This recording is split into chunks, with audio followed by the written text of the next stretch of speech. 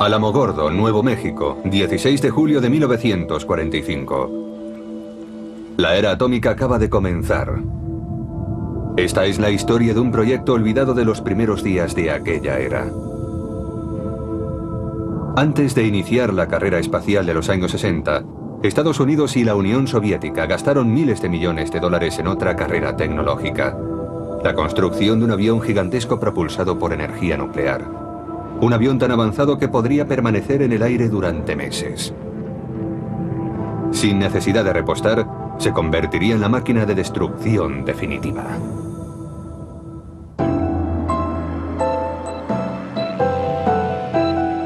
Aviones que nunca llegaron a volar. Episodio 3. El bombardero atómico. En la actualidad no se confía en la energía atómica, incluso se la teme. Pero justo después de la Segunda Guerra Mundial, las cosas eran diferentes.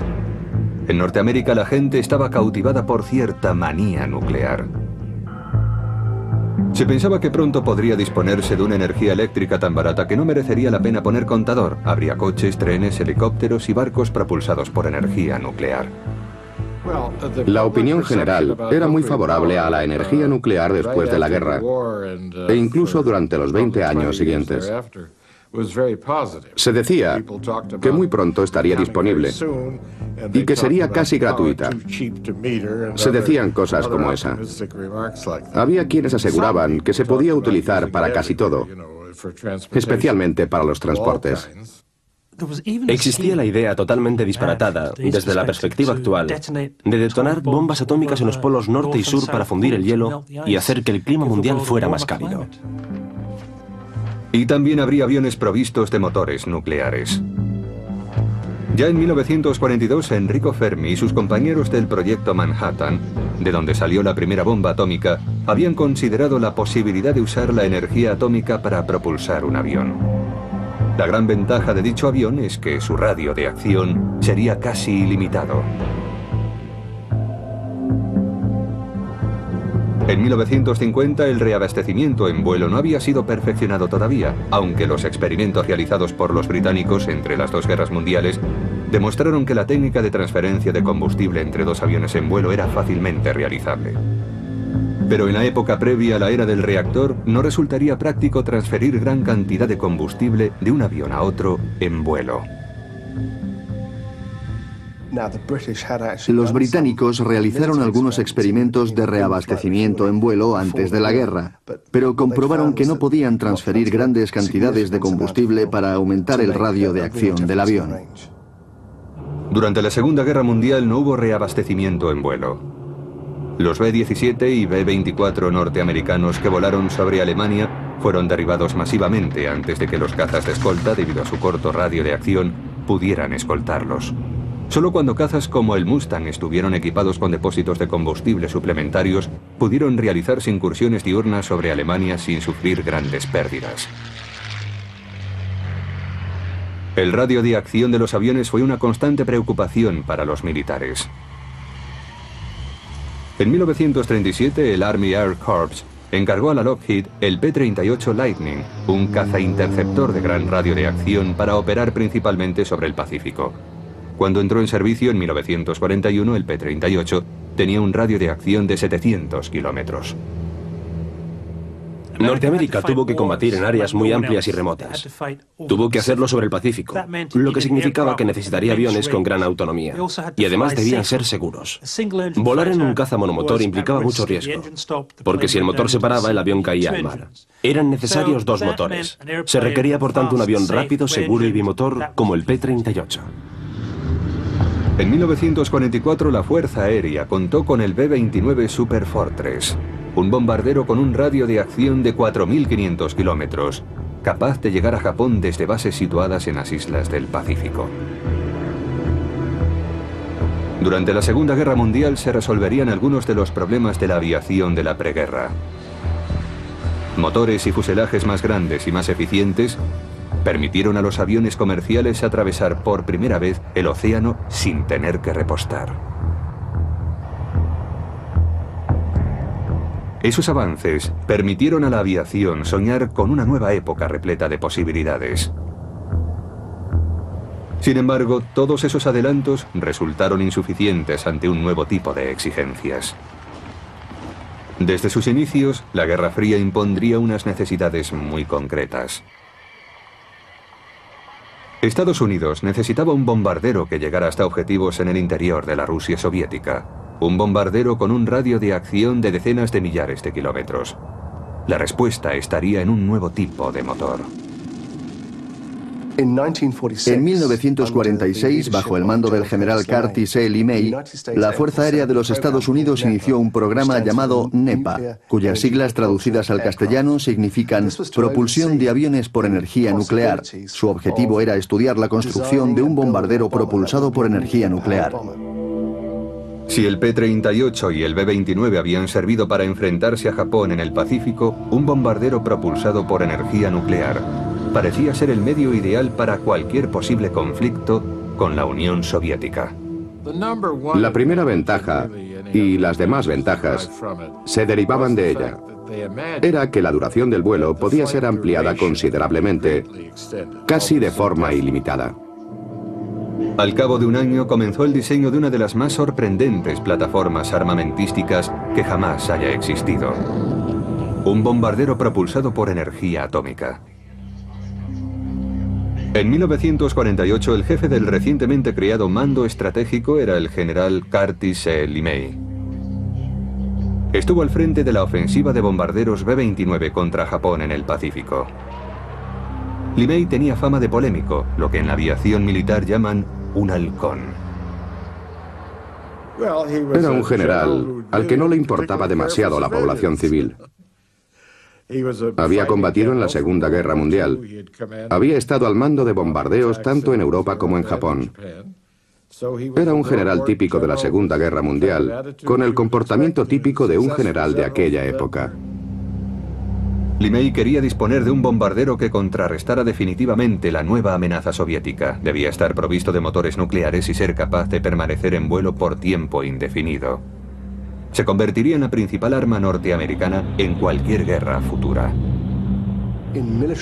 En términos militares, y considerado en el contexto histórico adecuado, fue una gran idea, porque se trataba de un bombardero que no estaría limitado por el combustible. Se dispondría de un bombardero de propulsión nuclear que transportaría bombas nucleares y que estaría siempre en vuelo, observando y esperando al enemigo. Sin embargo, LeMay y la Fuerza Aérea no tenían la confianza de alguien muy poderoso, el presidente Truman. Al presidente Truman le preocupaba mucho dejar el inmenso poder de la energía nuclear únicamente en manos de los militares. Por eso creó una institución civil, la Comisión para la Energía Atómica, que dependería directamente de él y de la oficina presidencial, que controlaría la investigación en todo lo respectivo a energía nuclear. A los generales no les agradó en absoluto que las bombas atómicas estuvieran bajo llave. La Comisión para la Energía Atómica estableció los posibles usos de un avión provisto de propulsión nuclear. En primer lugar, podría ser usado como bombardero de largo alcance. La energía del reactor nuclear le permitiría teóricamente volar durante meses sin repostar, usando solo una pequeña cantidad de uranio. En segundo lugar, podría usarse como hidroavión. El equipo de académicos de la Universidad Tecnológica de Massachusetts, el MIT, favorito de la Comisión para la Energía Atómica, creyó que uno de los primeros aviones candidatos a usar la energía nuclear era el hidroavión de pasajeros. En aquellos días el tráfico aéreo de personas era poco usual y no había aeropuertos grandes. Por eso volar de puerto a puerto era buena idea. Además, un reactor nuclear en un avión corriente resultaría demasiado pesado. Pero un hidroavión era lo suficientemente grande para llevarlo. Así que parecía la apuesta adecuada. Verdaderamente, antes de la era del reactor, el hidroavión parecía el vehículo más aconsejable para los vuelos a larga distancia de la aviación civil.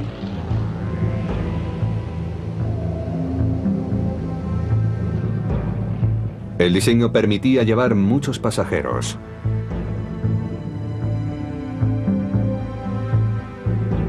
El millonario Howard Hughes patrocinó la construcción del Spruce Goose para cruzar el Atlántico sin paradas intermedias. Y en Gran Bretaña, Saunders Roe fabricó el elegante hidroavión Princess en respuesta al creciente mercado transatlántico de pasajeros. Se desarrolló un sistema de atraque experimentando en Southampton para que ya no fuera necesario montarse en lanchas al subir o bajar del hidroavión. Se subiría a bordo desde un muelle. Luego se atracaba, se amarraba el hidroavión y se iba caminando hasta tierra firme. El Princess fue uno de los mayores aviones que jamás se haya construido. Era un avión con dos puentes, el superior y el inferior. Tenía bar y disponía de camarotes con 2 literas. Definitivamente sería una forma lujosa, asequible para unos pocos, de cruzar el Atlántico en unas 7 horas y media. Un hidroavión propulsado por energía nuclear podía tener otros usos. La energía nuclear iba a ser empleada en la nueva generación de submarinos que permanecerían bajo el agua durante meses. Los nuevos hidroaviones con motores nucleares tendrían capacidad suficiente para darles caza.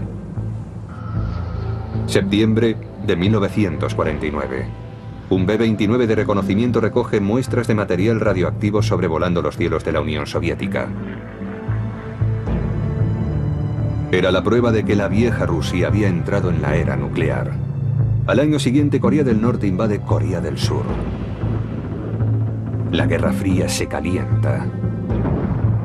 Esos sucesos acelerarían los planes de Norteamérica para construir un bombardero propulsado por energía nuclear. El Comité Conjunto de Energía Atómica del Congreso estaba muy a favor de desarrollar un bombardero propulsado por energía nuclear. La Comisión para la Energía Atómica creó finalmente una subdivisión especial que realizaría ese trabajo dentro del Departamento de Defensa. En la Fuerza Aérea existían grandes esperanzas de que se construyera un avión nuclear. En 1951, la Comisión para la Energía Atómica encargó que se construyera el primer avión experimental propulsado por energía nuclear. El objetivo, tal como se dijo en 1951, era construir 2 aviones experimentales, es decir, 2 aviones propulsados por energía nuclear que pudieran volar en 1957. En principio se hicieron unas pruebas de blindaje para evitar que la tripulación sufriera radiaciones. El mayor problema era proteger al piloto y a la tripulación de los efectos de la radiación. Se propuso que solo volaran tripulantes de cierta edad. La teoría era que, como iban a ser irradiados de todas maneras, si habían pasado ya la edad de tener hijos, no importaría demasiado. Se pensó, por ejemplo, que las bases estuvieran en islas deshabitadas, que los pilotos fueran mayores para que la radiación no afectara a los genes, al esperma, y así no pasara a futuras generaciones. A aquellos tripulantes potenciales se les conocía como hombres NEPA. Para ganar experiencia en la protección contra las radiaciones, se decidió construir un avión provisto con un reactor atómico antes de que los motores nucleares estuvieran disponibles. Se referían a un avión especial, porque nadie sabía cuánto pesaría, y previsiblemente iba a ser mucho. Por eso la Fuerza Aérea recurrió a su avión más grande, el bombardero B-36, que era el mayor construido hasta la fecha en Estados Unidos. Tenía una envergadura de 70 metros y un radio de acción de 13.000 kilómetros. Al principio, el B-36 estaba propulsado por 6 motores de hélice convencionales, pero versiones posteriores incorporaron 4 reactores para alcanzar más velocidad y llevar mayor carga, condiciones que lo convirtieron en un avión célebre. Sus tripulantes lo llamaban el abrigo de aluminio. El B-36 confirió por primera vez a la Fuerza Aérea Norteamericana lo que ahora llamamos alcance global o poder global. Eso significa que se puede alcanzar cualquier lugar del mundo con un bombardero y determinar el desarrollo de un conflicto internacional mediante bombardeos. En 1953, un bombardero B-36 de serie fue elegido como avión de pruebas para el programa del bombardero nuclear. Fue modificado para que llevara un pequeño reactor nuclear en la bodega de bombas. El reactor no estaba conectado a los motores.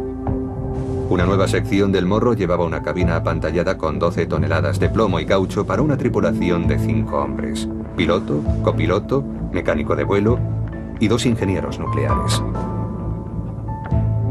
También llevaba bolsas de agua, una en el fuselaje y otra detrás de la cabina de vuelo, para absorber la radiación del reactor.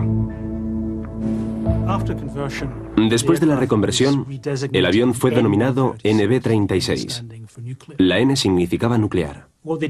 Pusieron un reactor nuclear en la bodega de bombas para hacer pruebas en vuelo. Se trataba de comprobar si la tripulación estaba protegida contra la radiación de un reactor en funcionamiento. La auténtica finalidad del experimento era comprobar si se podía volar con un reactor nuclear instalado en un avión sin dañar con sus radiaciones a la tripulación. Si no se podía resolver el problema, no importaría que los motores funcionaran. Nadie volaría en el avión. El primer vuelo del NB-36 con su reactor nuclear se realizó el 17 de septiembre de 1955. Los pilotos llamaron a su avión The Crusader. Las pruebas demostraron que la radiación podía ser contenida siempre que el blindaje para la radiación estuviera mucho grosor. El vuelo propulsado por energía nuclear parecía posible. Pero ahora se presentaba otro problema. Todo iría bien mientras el avión volara, pero ¿qué ocurriría si se estrellaba? Debido al peligro potencial, la Fuerza Aérea tomó precauciones muy especiales. Junto con el NB-36, volaría un avión de la Fuerza Aérea llevando un destacamento de marines. El plan era que si el NB-36 se estrellaba, los marines del avión acompañante saltarían inmediatamente en paracaídas y acordonarían el lugar del accidente para aislarlo de los curiosos. Aquello era muy arriesgado, y los marines no tardaron en apodar a la unidad la brigada que resplandece en la oscuridad. Entre 1955 y 1957, el NB-36 realizó 47 vuelos con éxito. El problema ahora era lograrlo con un avión real. El trabajo se dividió entre la Fuerza Aérea, que proporcionaría el avión, y la Comisión para la Energía Atómica, que proporcionaría el motor nuclear. La planta de potencia que se pretendía construir pesaría 80 toneladas. Toda la unidad nuclear, incluyendo el reactor, debía construirse en un único módulo extraíble para que pudiera ser recargado y reparado. La siguiente cuestión era hacer que el motor nuclear funcionara en vuelo. El motor de reacción corriente funciona aspirando aire a través del difusor. Seguidamente se comprime este aire en el compresor. Se emplea más oxígeno del necesario para que la mezcla arda en la cámara de combustión. Allí se inyecta queroseno, que se quema con el oxígeno, haciendo que el aire se caliente de forma continua. El aire caliente se expande con rapidez, creando un empuje que impulsa el avión hacia adelante. Con los motores de reacción se alcanzan grandes velocidades. Sin embargo, existe un inconveniente. El motor de reacción consume mucho combustible y los aviones solo pueden llevar una cantidad limitada. Por eso los aviones militares modernos tienen tanta necesidad de repostar en vuelo. El motor nuclear podía resolver ese problema. El proceso de combustión combustible-oxígeno es sustituido por el calor proveniente del reactor nuclear, cuyo proceso puede prolongarse durante meses o años. La teoría del motor nuclear es muy sencilla, más sencilla que la del motor de reacción. Sencillamente se aspira aire, se le hace pasar por el reactor y allí se calienta. Ni siquiera necesita una reacción química para que se expanda. Luego sale por el otro extremo y empuja al avión. La teoría es sencilla, pero no la ingeniería requerida. Los científicos de la Comisión para la Energía Atómica propusieron 2 formas distintas de construir un motor nuclear. Había 2 aproximaciones principales a la propulsión nuclear de aviones. Una de ellas era la de reactores que no tenían más que agujeros longitudinales por los que pasaba el aire. El aire frío entra por un extremo, pasa por los pequeños orificios del reactor, se calienta y produce empuje por el otro extremo. La ventaja del empuje directo es que es más sencillo, casi no hay partes móviles. El aire entra en el reactor, pasa a través de él por muchos orificios pequeños y sale caliente. El principio es muy sencillo. Pero el llamado ciclo motor directo tenía un grave inconveniente. Lo malo del ciclo directo es que es muy fácil que el aire que pasa por el reactor se contamine. Tanto porque el blindaje para las radiaciones es muy débil, como porque al cabo del tiempo, con el calor y la presión, el escudo protector pueda rajarse y los materiales irradiados empiecen a salir fuera del núcleo del reactor. En ese caso, se estaría expulsando material contaminado. Eso condujo a los científicos de la Comisión para la Energía Atómica a proponer un segundo tipo de motor nuclear llamado de ciclo indirecto. La otra opción era que el reactor estuviera separado del sistema de propulsión, por supuesto dentro del avión. El reactor produce mucha energía en forma de calor, y esa energía es transferida a la unidad de propulsión, una especie de motor de reacción, mediante metales líquidos calentados. El ciclo indirecto tenía la ventaja de que el aire no pasaba por el reactor, con lo que se evitaba el problema de que pudieran salir materiales irradiados del avión. Lo único que se necesitaba era un fluido que circulara entre el aire y el reactor caliente. Alguna sustancia que pasara por el reactor, recogiera el calor y lo transfiriera al aire. Pero eso exigiría muchas conducciones y aumentaría el peso. Por lo tanto, resultaría perjudicial para el avión. Se disponía de dos modelos de motor nuclear distintos. El sistema directo, más sencillo pero también más peligroso, y el sistema indirecto, más seguro pero más complejo.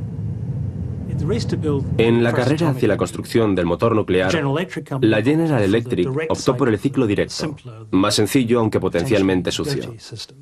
La Pratt & Whitney se decidió por el ciclo indirecto, más seguro, pero de ingeniería más compleja. Mientras las pruebas con el NB-36 proseguían y el trabajo de los motores nucleares estaba en marcha, el general LeMay y la Fuerza Aérea ideaban tácticas aplicadas a un auténtico bombardero nuclear. 2, 1, 0. En la década de los 50, la nueva tecnología de los misiles balísticos aún estaba en fase de desarrollo.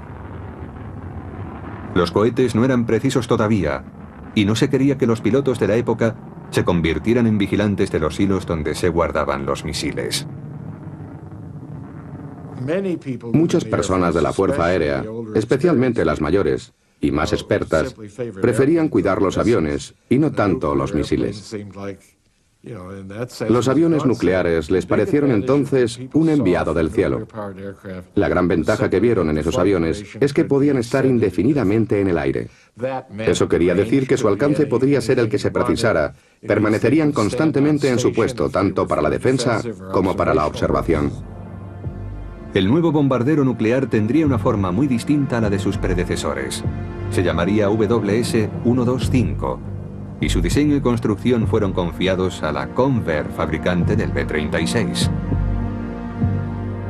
La Fuerza Aérea desarrolló muchas fórmulas administrativas para la clasificación de programas. WS quiere decir sencillamente sistema de armas, y todos ellos tenían un número. El WS-125 era el avión nuclear. Se preveía que el WS-125 estuviera operativo a principios de los años 60. Nunca obtuvo la B de bombardero, pero si se lo hubiera adjudicado sería el B-72. El WS-125 tendría un reactor situado en el cuerpo principal del avión y alimentaría dos motores de reacción. Llevaría bombas atómicas o misiles de crucero. La tripulación iría en una cabina frontal protegida contra las radiaciones. La misión del WS-125 sería vigilar a la Unión Soviética sobrevolando el Círculo Ártico durante días e incluso semanas. Debía estar preparado para atacar a las ciudades soviéticas. Esta flota de propulsión nuclear estaría limitada únicamente por la resistencia de sus tripulaciones. Mientras se proseguía el trabajo con los motores nucleares, el NB-36 se enfrentaba a dicho problema: la protección de sus tripulantes contra la radiación. El escudo de plomo que se utilizaba habitualmente en las centrales nucleares era demasiado pesado instalarlo en el avión, le haría muy lento y sería vulnerable al ataque de los cazas enemigos. La respuesta fue un blindaje distribuido o blindaje sombra. En lugar de poner el blindaje en un solo lugar, se podía poner parte de él alrededor del reactor y otra parte alrededor de la tripulación. En un reactor terrestre, simplemente se rodea el reactor con plomo, y eso basta para detener las diversas partículas nucleares que salen despedidas. No se puede hacer lo mismo en un avión, porque el blindaje debe tener muy poco peso. Por eso, decidieron clasificar las partículas atómicas que se escapaban del reactor para detenerlas de diferentes maneras. Debían utilizar una protección liviana que las contuviera por medio de diferentes tipos de blindajes repartidos por el avión. Mantener el peso del avión dentro de unos límites de maniobrabilidad se convirtió en el problema principal del proyecto. Los expertos continuaron trabajando en el problema clave, que era limitar el peso, y lo hicieron de dos maneras. Una fue mediante el blindaje compartido contra las radiaciones, para lo que hacían pruebas con materiales diferentes buscando conseguir un mejor rendimiento. Y la segunda fue tratando de reducir el tamaño del reactor. El problema era que para mantener la misma potencia había que aumentar la temperatura y que así el motor más pequeño ofreciera el mismo rendimiento. Pero el progreso en todos los frentes, motor, blindaje para las radiaciones y reactor, era lento. Además, el bombardero nuclear tenía ahora un rival. La Marina norteamericana, siempre celosa de la Fuerza Aérea, había iniciado su propio programa de avión propulsado por energía nuclear. Lo que hizo la Marina fue retomar la idea que proponía el equipo del MIT en los años 40, hidroaviones atómicos, y se decidió por ello, lo que habría sido una buena idea. Si la Fuerza Aérea planeaba poner un reactor nuclear en un aparato, era raro que a nadie de la Marina se le ocurriera ponerlo en un aparato diferente. La Marina quería una versión nuclear del Martin Seamaster, el primer hidroavión de reacción del mundo. Pero para superar a su rival de la Fuerza Aérea, la Marina requirió la ayuda de los británicos. Ellos ya habían construido un hidroavión gigante, capaz de soportar el peso de un reactor nuclear. Se trataba del Saunders Roe Princess. La Marina norteamericana pidió a la Saunders Roe que le facilitara unos planos para incorporar un reactor nuclear al hidroavión Princess. Creo recordar que nos pagaron unos $50.000 para que hiciéramos el trabajo y por supuesto lo hicimos. Entregamos no solo los planos, sino un modelo del propio avión. Dick Stratton se encargó de realizar las pruebas en vuelo del Princess. Lo principal era instalar un reactor nuclear en el puente superior para que alimentara con gases calientes a los motores interiores. El avión despegaría con combustible para turbinas y cuando estuviera en vuelo cambiaríamos de motores. Usaríamos las grandes turbinas nucleares que estaban más cerca del fuselaje. Por supuesto, podría permanecer en vuelo todo el tiempo que se quisiera. Pero la Marina norteamericana abandonó muy pronto los hidroaviones nucleares por otro sistema de armas nuclear, el submarino atómico.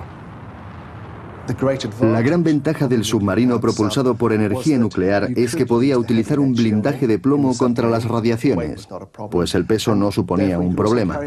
Y por lo tanto podría llevar un reactor mucho mayor y proteger además a la tripulación. Igual que el bombardero atómico podría patrullar indefinidamente. El submarino lo haría sumergido, incluso frente a las costas americanas, dispuesto a disparar sus misiles, o bien podría estar en las costas de Rusia o en cualquier parte del mundo armado con misiles de menor alcance. Sería una forma de disuasión móvil y segura. Los dos proyectos, el avión nuclear de la Fuerza Aérea y el submarino atómico de la Marina, se convirtieron en auténticos rivales. Una de las motivaciones de la Fuerza Aérea para construir un avión nuclear es que la Marina tenía un submarino atómico. Y claro, no se iban a quedar atrás en cuanto a la propulsión atómica. Pero la realidad era que el programa del bombardero nuclear no avanzaba. En 1956 hubo buenas y malas noticias para el proyecto de propulsión nuclear. La General Electric consiguió por fin hacer funcionar un prototipo de motor nuclear de reacción. Pero la mala noticia fue que el empuje que producía ni siquiera podía levantarlo del suelo. La Fuerza Aérea y la General Electric se dispusieron a buscar más dinero para el programa del bombardero atómico, pero toparon con un obstáculo inesperado: el presidente Eisenhower. El presidente Eisenhower, como militar, se mostraba receloso con las industrias militares. Creía que esas empresas presionaban demasiado e iban demasiado lejos para conseguir contratos sustanciosos. Su secretario de Defensa había ordenado detener los programas del X-6 y del WS-125, ya que eran demasiado ambiciosos. Yo creo que fue una decisión realista. Ordenó que se paralizaran esos programas y que la agencia responsable se concentrara en conseguir el motor adecuado. Como resultado, el NB-36 realizó su último vuelo el 28 de marzo de 1957. Se le retiró del servicio en Fort Worth a finales de ese año.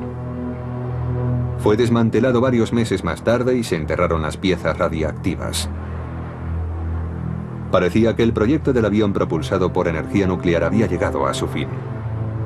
Pero el 1 de diciembre de 1958 la revista Aviation Week, la más influyente en el mundo de la aeronáutica, publicó una sorprendente noticia. La Unión Soviética tenía un bombardero atómico. Tenían una imagen del avión. Era una recreación gráfica de un avión propulsado por energía nuclear. Un cuatrimotor de ala en delta, un bombardero nuclear del que se decía que había sobrevolado Moscú y del que había también otras referencias de diversas fuentes. Lo interesante es que en el artículo se decía que no era un prototipo para un reactor nuclear, sino que era un bombardero nuclear auténtico, lo que hizo temblar a los americanos. Norteamérica ya estaba sobresaltada por la noticia de que los soviéticos habían puesto su primer satélite en órbita, el Sputnik. Parecía que llevaban la delantera en cuestión tecnológica. La noticia del Sputnik cayó como una bomba en Estados Unidos. Era un éxito tecnológico de esos retrógrados rusos comunistas. Lo que la gente pensaba entonces era: algo malo pasa en América. Y quien hace que el país vaya mal es gente como Eisenhower, que no tiene la suficiente imaginación para enfrentarse a las grandes ideas. Y eso tiene que acabar. Por este motivo, se presionó terriblemente al gobierno para que promocionara proyectos que respondieran al Sputnik. Había que lograrlo de cualquier modo. Uno de esos modos era retomando el proyecto de avión propulsado por energía nuclear. La Fuerza Aérea y algunos políticos lanzaron una campaña para reactivar el WS-125. Se desataron auténticas pasiones en favor del avión nuclear. Y un demócrata de Pensilvania llamado Dan Flood publicó un artículo en Aviation Week que venía a decir: os habéis dormido otra vez frente al botón.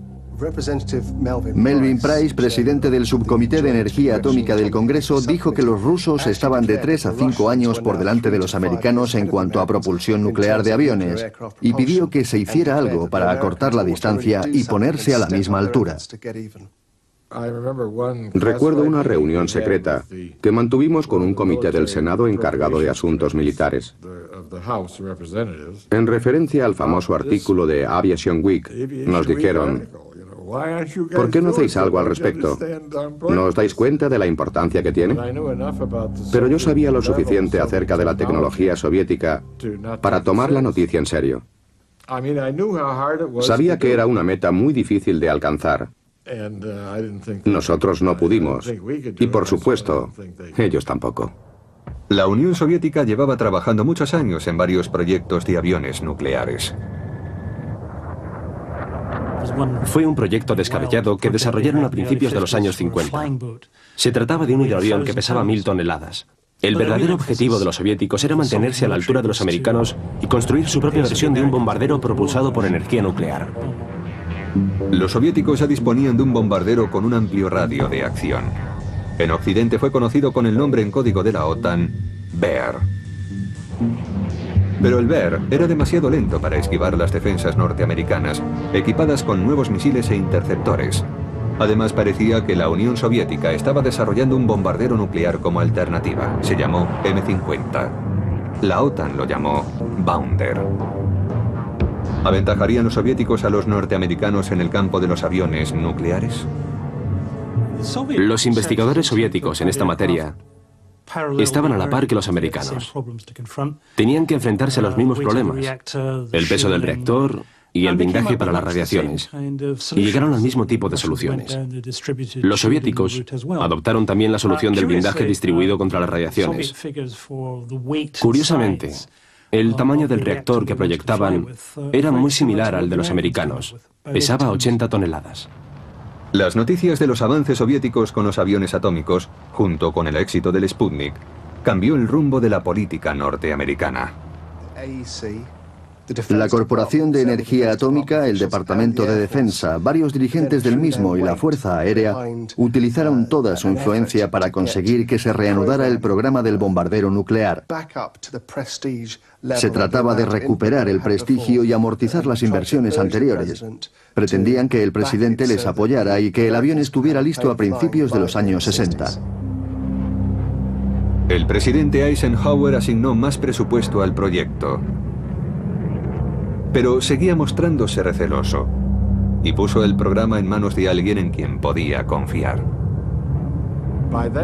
En aquel tiempo yo tenía bastantes dudas acerca del proyecto. Su objetivo era razonable, o sea, un avión que volara indefinidamente. Pero las dudas surgían por tres motivos diferentes.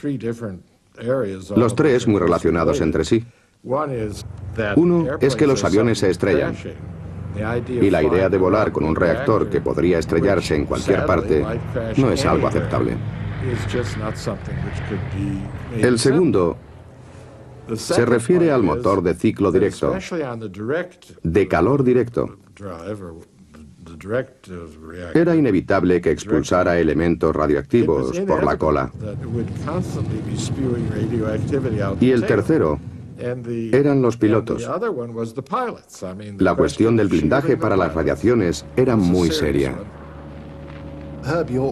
Herb York era un gran científico y sabía que no se habían resuelto los cuatro grandes problemas. No habían desarrollado un motor con el suficiente empuje para que el avión despegara. No habían resuelto la cuestión del blindaje contra las radiaciones. El motor de ciclo directo era todavía demasiado sucio y la tecnología de ciclo indirecto estaba sencillamente poco avanzada. Apoyado por Eisenhower, York aportó nuevas ideas al proyecto. Canceló algunos avances en la estructura por considerarlos prematuros. El trabajo se concentró en conseguir un motor funcional a toda prueba. Finalmente se lograron progresos. General Electric tuvo éxito en varios experimentos usando el ciclo directo. El motor llegó a funcionar con eficacia mediante energía nuclear. La General Electric pudo conseguir finalmente que el motor de ciclo directo funcionara con normalidad. Aunque el concepto quedó demostrado, el caso es que todavía no habían resuelto el problema del peso. El avión no lograba despegar. Mientras General Electric trabajaba en el motor atómico de ciclo directo, Pratt & Whitney seguía trabajando en el de ciclo indirecto. El Dr. York creía que el motor de ciclo indirecto ofrecía mayores garantías para evitar las peligrosas fugas radioactivas. Incluso con todo este esfuerzo de investigación en busca de un motor, hasta 1959 el progreso real había sido muy lento y no se tenía todavía un prototipo funcional. En 1960 el panorama político cambió de nuevo.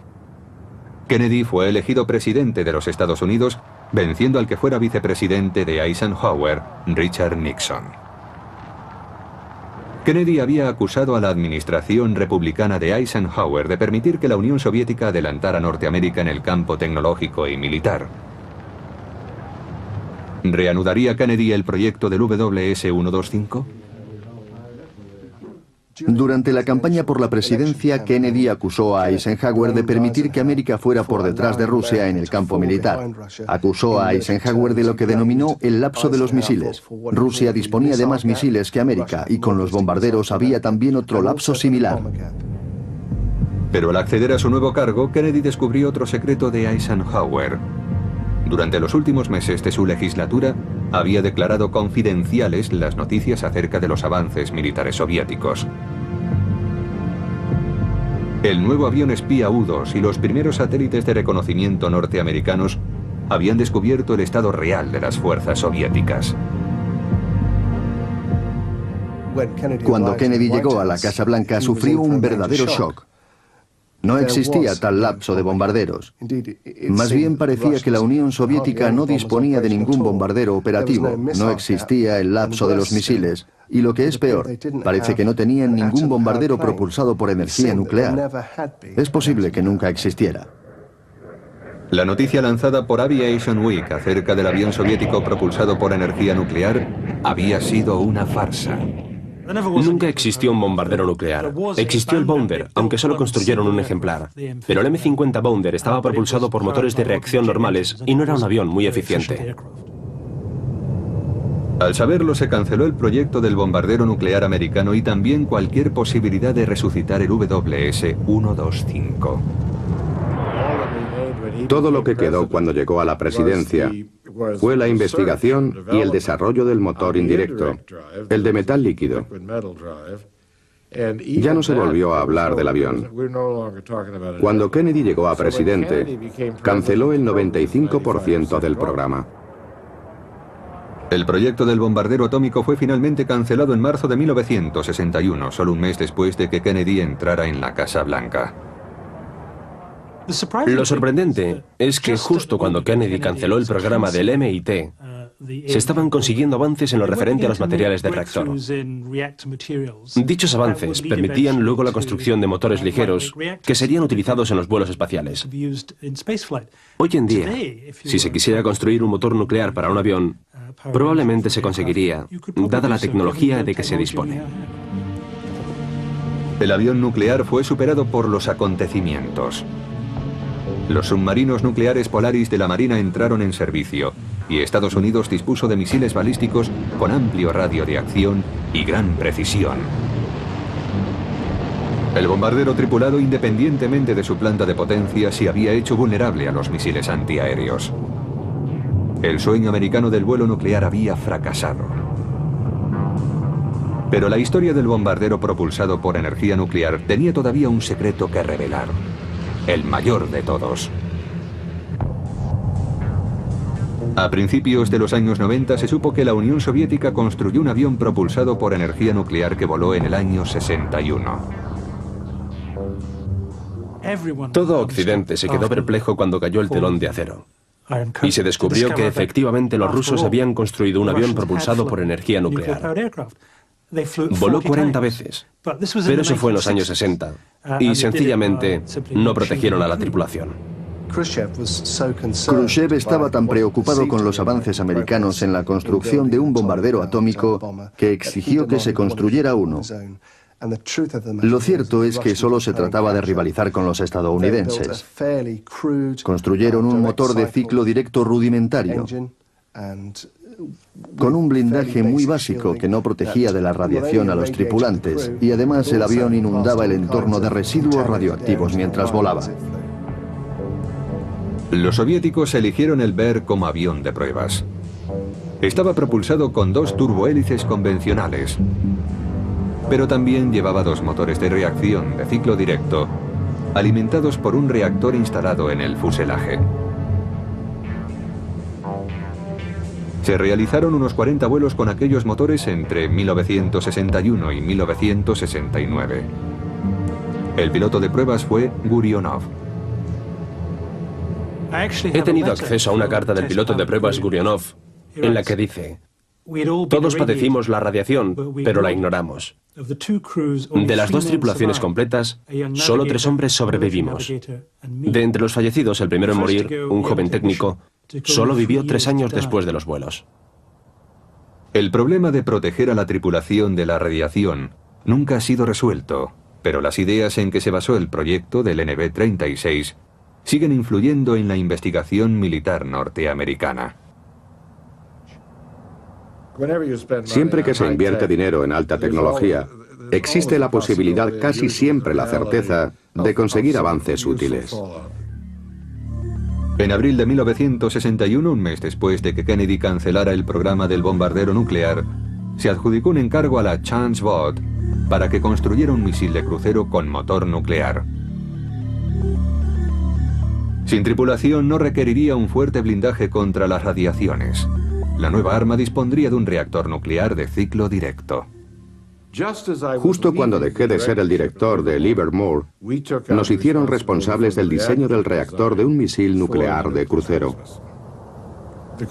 El misil no era más que un avión no tripulado con un motor de ciclo directo. Tenía muchos puntos en común con el avión nuclear, pero como no llevaba piloto, los problemas del blindaje contra las radiaciones no eran comparables. El nuevo misil fue llamado SLAM. Chance Bot llegó a construir un tercio del prototipo del SLAM. El diseño final tendría una longitud de 20 metros. Sería lanzado a gran altura para que alcanzara objetivos muy distantes. Realmente sería un misil con un radio de acción infinito al estar provisto de motor nuclear. Luego descendería hasta los 30 metros y volaría a Mach 3. Habría sido totalmente imposible de detener. Además de lanzar bombas nucleares, los científicos de Livermore consideraban que el motor por sí solo sería un dispositivo nuclear letal, pues contaminaría el territorio enemigo. Sería el arma más mortífera jamás conocida. Volando a ras de suelo arrasaría todo lo que se encontrara a su paso. La radiación sería una ventaja en lugar de un inconveniente. En 1964 el SLAM estaba listo para realizar las pruebas. Pero la política intervino de nuevo. Kennedy y Khrushchev se habían enfrentado en Cuba.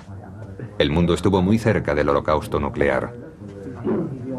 Después del enfrentamiento, los dos dirigentes firmaron un tratado de no proliferación de armas nucleares. Las sentencias de muerte del avión y del misil propulsados por energía nuclear las firmó Kennedy en su acuerdo con los soviéticos. Si se hubiera desarrollado una tecnología nuclear de esa clase, el hecho habría sido considerado una provocación. Además, después de la crisis de los misiles de 1962, todo el mundo supo lo cerca que se había estado de una guerra atómica. El programa SLAM finalizó en 1964, pero el sistema de navegación de a bordo desarrollado para el misil fue utilizado posteriormente en los misiles de crucero convencionales, que forman parte hoy en día del arsenal norteamericano. Al final, el avión nuclear fue desbancado por una tecnología sencillamente más económica. Los avances que permiten repostar en vuelo con garantías, algo normal hoy en día, hicieron innecesario el vuelo permanente. Y el misil balístico, que puede alcanzar un objetivo muy concreto, así como el misil de crucero, acabaron con la necesidad de un gran bombardero. Pero puede que no haya terminado el sueño del vuelo nuclear. En 2003, se supo que el Laboratorio de Investigación de la Fuerza Aérea de los Estados Unidos había proporcionado fondos para estudiar la propulsión con energía nuclear del Global Hawk, de la Northrop Grumman. El Global Hawk es un vehículo aéreo no tripulado, o UAV. Su principal misión es la de reconocimiento a gran altura y a gran distancia. Está diseñado para volar desde los Estados Unidos hasta cualquier lugar conflictivo del planeta, sobrevolándolo durante varios días para obtener y enviar datos al respecto. Actualmente se pretende que el Global Hawk pueda volar durante varios meses seguidos. ¿Ha madurado por fin la tecnología que inspiró el NB-36? ¿Podrán los vehículos no tripulados permanecer durante meses o años en el cielo? Ese era el objetivo prioritario del bombardero nuclear original, el WS-125. Uno de los aviones que nunca llegaron a volar. ¿Aventajarían los soviéticos a los norteamericanos en el campo de los aviones nucleares? Los investigadores soviéticos en esta materia estaban a la par que los americanos. Tenían que enfrentarse a los mismos problemas, el peso del reactor y el blindaje para las radiaciones, y llegaron al mismo tipo de soluciones. Los soviéticos adoptaron también la solución del blindaje distribuido contra las radiaciones. Curiosamente, el tamaño del reactor que proyectaban era muy similar al de los americanos. Pesaba 80 toneladas. Las noticias de los avances soviéticos con los aviones atómicos, junto con el éxito del Sputnik, cambió el rumbo de la política norteamericana. La Corporación de Energía Atómica, el Departamento de Defensa, varios dirigentes del mismo y la Fuerza Aérea utilizaron toda su influencia para conseguir que se reanudara el programa del bombardero nuclear. Se trataba de recuperar el prestigio y amortizar las inversiones anteriores. Pretendían que el presidente les apoyara y que el avión estuviera listo a principios de los años 60.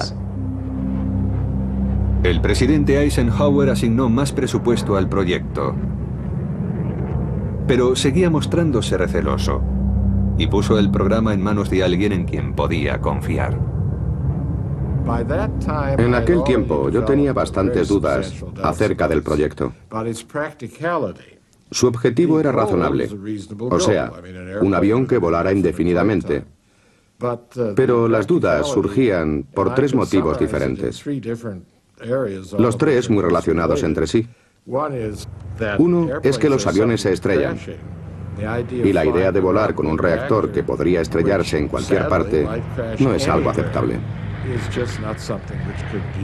El segundo se refiere al motor de ciclo directo, de calor directo.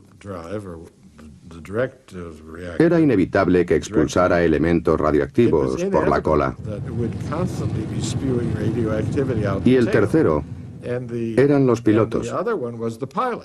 La cuestión del blindaje para las radiaciones era muy seria. Herb York era un gran científico y sabía que no se habían resuelto los cuatro grandes problemas. No habían desarrollado un motor con el suficiente empuje para que el avión despegara. No habían resuelto la cuestión del blindaje contra las radiaciones. El motor de ciclo directo era todavía demasiado sucio y la tecnología de ciclo indirecto estaba sencillamente poco avanzada. Apoyado por Eisenhower, York aportó nuevas ideas al proyecto. Canceló algunos avances en la estructura por considerarlos prematuros. El trabajo se concentró en conseguir un motor funcional a toda prueba. Finalmente se lograron progresos. General Electric tuvo éxito en varios experimentos usando el ciclo directo. El motor llegó a funcionar con eficacia mediante energía nuclear. La General Electric pudo conseguir finalmente que el motor de ciclo directo funcionara con normalidad. Aunque el concepto quedó demostrado, el caso es que todavía no habían resuelto el problema del peso. El avión no lograba despegar. Mientras General Electric trabajaba en el motor atómico de ciclo directo, Pratt & Whitney seguía trabajando en el de ciclo indirecto. El Dr. York creía que el motor de ciclo indirecto ofrecía mayores garantías para evitar las peligrosas fugas radioactivas. Incluso con todo este esfuerzo de investigación en busca de un motor, hasta 1959 el progreso real había sido muy lento y no se tenía todavía un prototipo funcional. En 1960 el panorama político cambió de nuevo. Kennedy fue elegido presidente de los Estados Unidos, venciendo al que fuera vicepresidente de Eisenhower, Richard Nixon. Kennedy había acusado a la administración republicana de Eisenhower de permitir que la Unión Soviética adelantara a Norteamérica en el campo tecnológico y militar. ¿Reanudaría Kennedy el proyecto del WS-125? Durante la campaña por la presidencia, Kennedy acusó a Eisenhower de permitir que América fuera por detrás de Rusia en el campo militar. Acusó a Eisenhower de lo que denominó el lapso de los misiles. Rusia disponía de más misiles que América y con los bombarderos había también otro lapso similar. Pero al acceder a su nuevo cargo, Kennedy descubrió otro secreto de Eisenhower. Durante los últimos meses de su legislatura, había declarado confidenciales las noticias acerca de los avances militares soviéticos. El nuevo avión espía U-2 y los primeros satélites de reconocimiento norteamericanos habían descubierto el estado real de las fuerzas soviéticas. Cuando Kennedy llegó a la Casa Blanca, sufrió un verdadero shock. No existía tal lapso de bombarderos.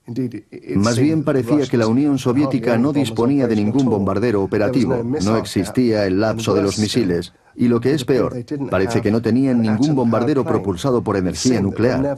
Es posible que nunca existiera. La noticia lanzada por Aviation Week acerca del avión soviético propulsado por energía nuclear había sido una farsa. Nunca existió un bombardero nuclear. Existió el Bounder, aunque solo construyeron un ejemplar. Pero el M-50 Bounder estaba propulsado por motores de reacción normales y no era un avión muy eficiente. Al saberlo, se canceló el proyecto del bombardero nuclear americano y también cualquier posibilidad de resucitar el WS-125. Todo lo que quedó cuando llegó a la presidencia fue la investigación y el desarrollo del motor indirecto, el de metal líquido. Ya no se volvió a hablar del avión. Cuando Kennedy llegó a presidente, canceló el 95% del programa. El proyecto del bombardero atómico fue finalmente cancelado en marzo de 1961, solo un mes después de que Kennedy entrara en la Casa Blanca. Lo sorprendente es que justo cuando Kennedy canceló el programa del MIT, se estaban consiguiendo avances en lo referente a los materiales de reactor. Dichos avances permitían luego la construcción de motores ligeros que serían utilizados en los vuelos espaciales. Hoy en día, si se quisiera construir un motor nuclear para un avión, probablemente se conseguiría, dada la tecnología de que se dispone. El avión nuclear fue superado por los acontecimientos. Los submarinos nucleares Polaris de la Marina entraron en servicio y Estados Unidos dispuso de misiles balísticos con amplio radio de acción y gran precisión.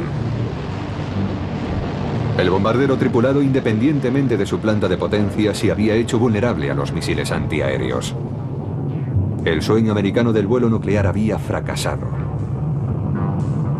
Pero la historia del bombardero propulsado por energía nuclear tenía todavía un secreto que revelar. El mayor de todos. A principios de los años 90 se supo que la Unión Soviética construyó un avión propulsado por energía nuclear que voló en el año 61. Todo Occidente se quedó perplejo cuando cayó el telón de acero. Y se descubrió que efectivamente los rusos habían construido un avión propulsado por energía nuclear. Voló 40 veces, pero eso fue en los años 60, y sencillamente no protegieron a la tripulación. Khrushchev estaba tan preocupado con los avances americanos en la construcción de un bombardero atómico que exigió que se construyera uno. Lo cierto es que solo se trataba de rivalizar con los estadounidenses. Construyeron un motor de ciclo directo rudimentario, con un blindaje muy básico que no protegía de la radiación a los tripulantes, y además el avión inundaba el entorno de residuos radioactivos mientras volaba. Los soviéticos eligieron el Bear como avión de pruebas. Estaba propulsado con 2 turbohélices convencionales, pero también llevaba 2 motores de reacción de ciclo directo. La siguiente cuestión era hacer que el motor nuclear funcionara en vuelo. El motor de reacción corriente funciona aspirando aire a través del difusor. Seguidamente se comprime este aire en el compresor. Se emplea más oxígeno del necesario para que la mezcla arda en la cámara de combustión. Allí se inyecta queroseno, que se quema con el oxígeno, haciendo que el aire se caliente de forma continua. El aire caliente se expande con rapidez, creando un empuje que impulsa el avión hacia adelante. Con los motores de reacción se alcanzan grandes velocidades. Sin embargo, existe un inconveniente. El motor de reacción consume mucho combustible y los aviones solo pueden llevar una cantidad limitada. Por eso los aviones militares modernos tienen tanta necesidad de repostar en vuelo. El motor nuclear podía resolver ese problema. El proceso de combustión combustible-oxígeno es sustituido por el calor proveniente del reactor nuclear, cuyo proceso puede prolongarse durante meses o años. La teoría del motor nuclear es muy sencilla, más sencilla que la del motor de reacción. Sencillamente se aspira aire, se le hace pasar por el reactor y allí se calienta. Ni siquiera necesita una reacción química para que se expanda. Luego sale por el otro extremo y empuja al avión. La teoría es sencilla, pero no la ingeniería requerida. Los científicos de la Comisión para la Energía Atómica propusieron dos formas distintas de construir un motor nuclear. Había dos aproximaciones principales a la propulsión nuclear de aviones. Una de ellas era la de reactores que no tenían más que agujeros longitudinales por los que pasaba el aire. El aire frío entra por un extremo, pasa por los pequeños orificios del reactor, se calienta y produce empuje por el otro extremo. La ventaja del empuje directo es que es más sencillo, casi no hay partes móviles. El aire entra en el reactor, pasa a través de él por muchos orificios pequeños y sale caliente. El principio es muy sencillo. Pero el llamado ciclo motor directo tenía un grave inconveniente. Lo malo del ciclo directo es que es muy fácil que el aire que pasa por el reactor se contamine. Tanto porque el blindaje para las radiaciones es muy débil, como porque al cabo del tiempo, con el calor y la presión, el escudo protector pueda rajarse y los materiales irradiados empiecen a salir fuera del núcleo del reactor. En ese caso, se estaría expulsando material contaminado. Eso condujo a los científicos de la Comisión para la Energía Atómica a proponer un segundo tipo de motor nuclear llamado de ciclo indirecto. La otra opción era que el reactor estuviera separado del sistema de propulsión, por supuesto dentro del avión. El reactor produce mucha energía en forma de calor, y esa energía es transferida a la unidad de propulsión, una especie de motor de reacción, mediante metales líquidos calentados. El ciclo indirecto tenía la ventaja de que el aire no pasaba por el reactor, con lo que se evitaba el problema de que pudieran salir materiales irradiados del avión. Lo único que se necesitaba era un fluido que circulara entre el aire y el reactor caliente. Alguna sustancia que pasara por el reactor, recogiera el calor y lo transfiriera al aire. Pero eso exigiría muchas conducciones y aumentaría el peso. Por lo tanto, resultaría perjudicial para el avión. Se disponía de dos modelos de motor nuclear distintos. El sistema directo, más sencillo pero también más peligroso, y el sistema indirecto, más seguro pero más complejo. En la carrera hacia la construcción del motor nuclear, la General Electric optó por el ciclo directo, más sencillo aunque potencialmente sucio. La Pratt & Whitney se decidió por el ciclo indirecto, más seguro, pero de ingeniería más compleja. Mientras las pruebas con el NB-36 proseguían y el trabajo de los motores nucleares estaba en marcha, el general LeMay y la Fuerza Aérea ideaban tácticas aplicadas a un auténtico bombardero nuclear. 2, 1, 0. En la década de los 50, la nueva tecnología de los misiles balísticos aún estaba en fase de desarrollo. Los cohetes no eran precisos todavía, y no se quería que los pilotos de la época se convirtieran en vigilantes de los hilos donde se guardaban los misiles. Muchas personas de la Fuerza Aérea, especialmente las mayores y más expertas, preferían cuidar los aviones y no tanto los misiles. Los aviones nucleares les parecieron entonces un enviado del cielo. La gran ventaja que vieron en esos aviones es que podían estar indefinidamente en el aire. Eso quería decir que su alcance podría ser el que se precisara. Permanecerían constantemente en su puesto, tanto para la defensa como para la observación. El nuevo bombardero nuclear tendría una forma muy distinta a la de sus predecesores.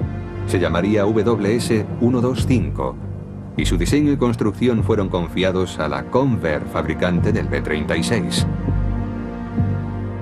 La Fuerza Aérea desarrolló muchas fórmulas administrativas para la clasificación de programas. WS quiere decir sencillamente sistema de armas, y todos ellos tenían un número. El WS-125 era el avión nuclear. Se preveía que el WS-125 estuviera operativo a principios de los años 60. Nunca obtuvo la B de bombardero, pero si se lo hubiera adjudicado sería el B-72. El WS-125 tendría un reactor situado en el cuerpo principal del avión y alimentaría dos motores de reacción. Llevaría bombas atómicas o misiles de crucero. La tripulación iría en una cabina frontal protegida contra las radiaciones. La misión del WS-125 sería vigilar a la Unión Soviética sobrevolando el Círculo Ártico durante días e incluso semanas. Debía estar preparado para atacar a las ciudades soviéticas. Esta flota de propulsión nuclear estaría limitada únicamente por la resistencia de sus tripulaciones. Mientras se proseguía el trabajo con los motores nucleares, el NB-36 se enfrentaba a dicho problema: la protección de sus tripulantes contra la radiación. El escudo de plomo que se utilizaba habitualmente en las centrales nucleares era demasiado pesado instalarlo en el avión, le haría muy lento y sería vulnerable al ataque de los cazas enemigos. La respuesta fue un blindaje distribuido o blindaje sombra. En lugar de poner el blindaje en un solo lugar, se podía poner parte de él alrededor del reactor y otra parte alrededor de la tripulación. En un reactor terrestre, simplemente se rodea el reactor con plomo, y eso basta para detener las diversas partículas nucleares que salen despedidas. No se puede hacer lo mismo en un avión, porque el blindaje debe tener muy poco peso. Por eso, decidieron clasificar las partículas atómicas que se escapaban del reactor para detenerlas de diferentes maneras. Debían utilizar una protección liviana que las contuviera por medio de diferentes tipos de blindajes repartidos por el avión. Mantener el peso del avión dentro de unos límites de maniobrabilidad se convirtió en el problema principal del proyecto. Los expertos continuaron trabajando en el problema clave, que era limitar el peso, y lo hicieron de dos maneras. Una fue mediante el blindaje compartido contra las radiaciones, para lo que hacían pruebas con materiales diferentes buscando conseguir un mejor rendimiento. Y la segunda fue tratando de reducir el tamaño del reactor. El problema era que para mantener la misma potencia había que aumentar la temperatura y que así el motor más pequeño ofreciera el mismo rendimiento. Pero el progreso en todos los frentes, motor, blindaje para las radiaciones y reactor, era lento. Alamogordo, Nuevo México, 16 de julio de 1945. La era atómica acaba de comenzar. Esta es la historia de un proyecto olvidado de los primeros días de aquella era. Antes de iniciar la carrera espacial de los años 60, Estados Unidos y la Unión Soviética gastaron miles de millones de dólares en otra carrera tecnológica: la construcción de un avión gigantesco propulsado por energía nuclear. Un avión tan avanzado que podría permanecer en el aire durante meses. Sin necesidad de repostar, se convertiría en la máquina de destrucción definitiva.